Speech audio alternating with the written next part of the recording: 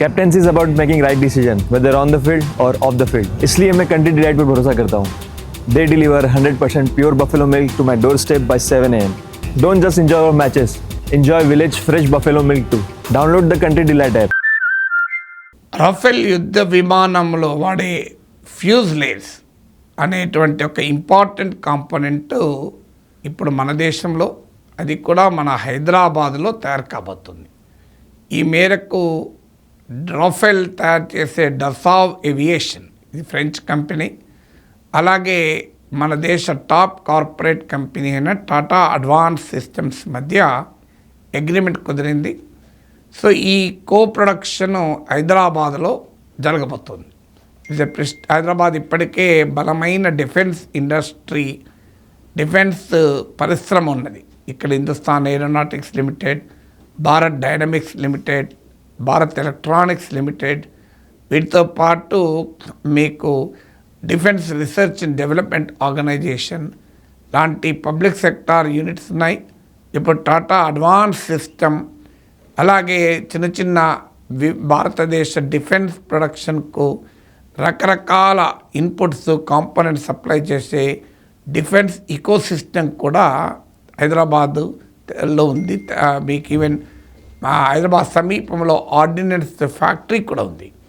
So అందువల్ల హైదరాబాద్ ఉన్నటువంటి defence industry food బేస్కు ఇది దోహదం చేస్తుంది.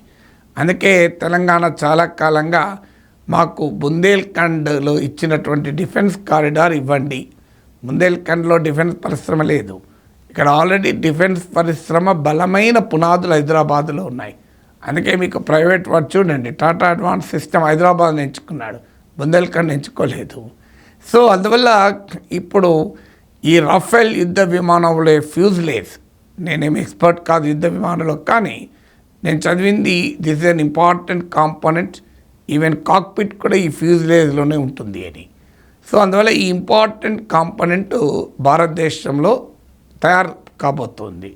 ఎందుకంటే మన మిలిటరీ డిఫెన్స్ ప్రొడక్షన్లో మనం మొదటి నుంచి పెడుతున్న కండిషన్ ఏంటంటే 50% డొమెస్టిక్ ప్రొడక్షన్ ఉండాలన్న డిమాండ్ కూడా ఉంటుంది.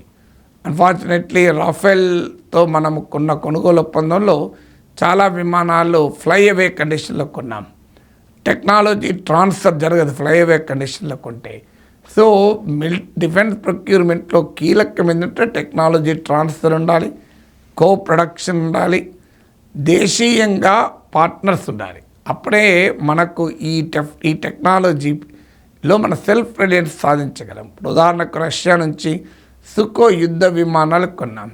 ఇప్పుడు సుకో యుద్ధ విమానాలు భారతదేశంలోనే ప్రొడక్షన్ కూడా సిద్ధపడుతున్నాం.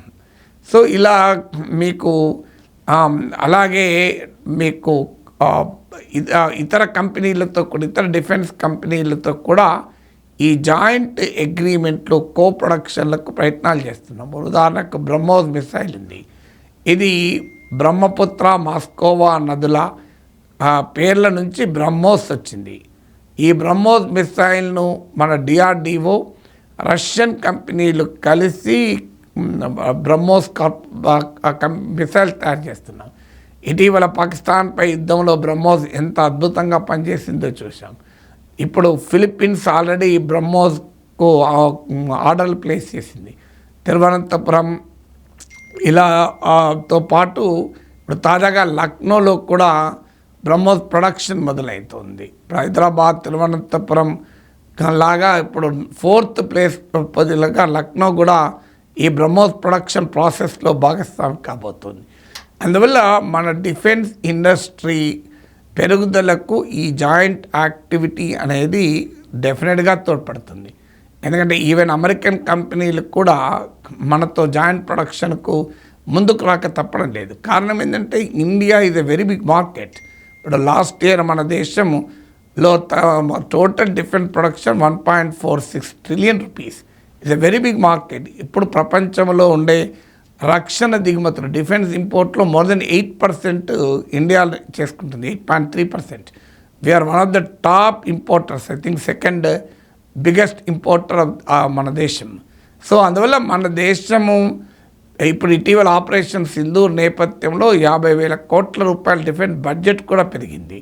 So it's a big market కనుక దీన్ని లివరేజ్గా ఉపయోగించి మనం ఇక్కడ ప్రొడక్షన్ చేయాలి అని ప్రయత్నం ఇప్పుడు ఈవెన్ ఎయిర్ బస్లో వాడే కాంపోనెంట్స్ కూడా కర్ణాటకలో తయారవుతాయి.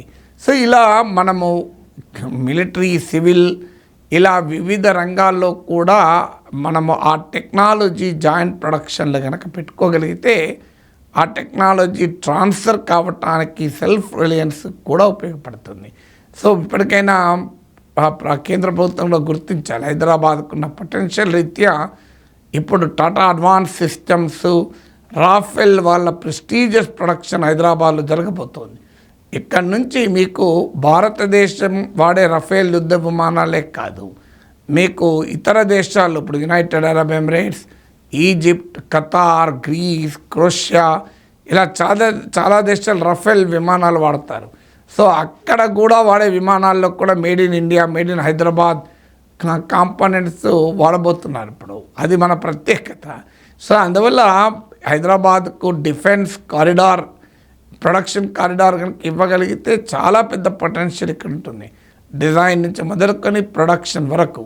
సో మీకు ఇప్పుడు అమెరికన్ కంపెనీ జావెలిన్ అనే ప్రోడక్ట్ను ఇక్కడ ప్రొడక్షన్కు భారత్ డైనమిక్స్ లిమిటెడ్తో కూడా అగ్రిమెంట్ చేసుకుంది. సో ఇలా వివిధ రకాలైనటువంటి ఉత్పత్తుల్ని ఇక్కడ ఎగుమతి చేయడం ద్వారా మనము ఈ ఇండియాస్ డొమెస్టిక్ డిఫెన్స్ కెపబిలిటీని పెంచుకోవటానికి ఉపయోగపడుతుంది.